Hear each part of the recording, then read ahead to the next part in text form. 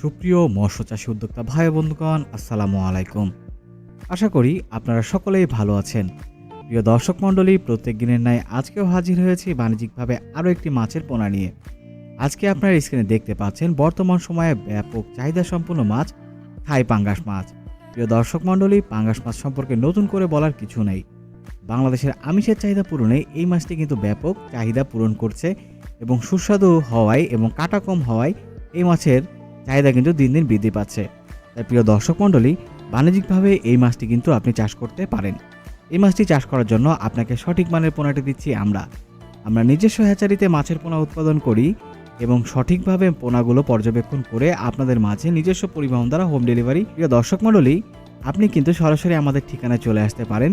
এই মাছটি চাষ করার জন্য আপনাকে সবার প্রথম কিন্তু মাছের পোনাটি নির্বাচন করতে হবে এবং সঠিক পোনা এবং সঠিক পোনাটিকে ভালো মতন খাবার প্রয়োগ করবেন তার দৈহিক ওজনের উপরে ভিত্তি করে।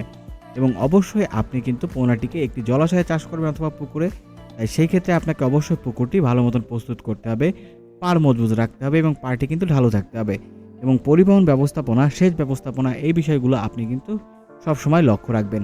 তাই প্রিয় দর্শক মণ্ডলী, আপনি যদি মাছ চাষ করে লাভবান হতে চান তাহলে আপনাকে সর্বপ্রথম সঠিক মানের পোনা এবং সঠিক চাষ ব্যবস্থাপনা নির্বাচন করে আপনাকে কিন্তু প্রত্যেকটি বিষয় মেনে চলতে হবে।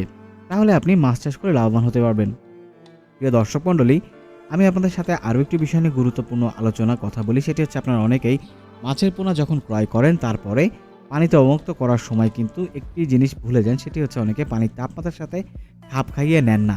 তাই অবশ্যই পানির তাপমাত্রার সাথে আপনাকে খাপ খাইয়ে নিতে হবে এবং পানির গুণগত মানের পরে আপনাকে সবসময় লক্ষ্য রাখতে হবে।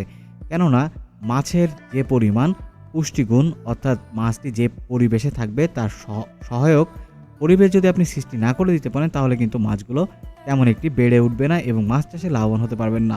তাই প্রিয় দর্শক মণ্ডলী, পোনা নির্বাচন থেকে শুরু করে বাজারজাতকরণ করার আগ পর্যন্ত প্রত্যেকটি বিষয় আপনি যদি সঠিকভাবে নিয়ম মেনে আপনি যদি মাছ চাষ করেন তাহলে মাছ চাষ করে লাভবান হতে পারবেন।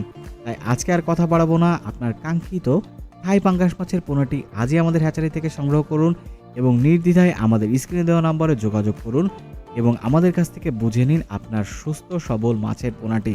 ধন্যবাদ।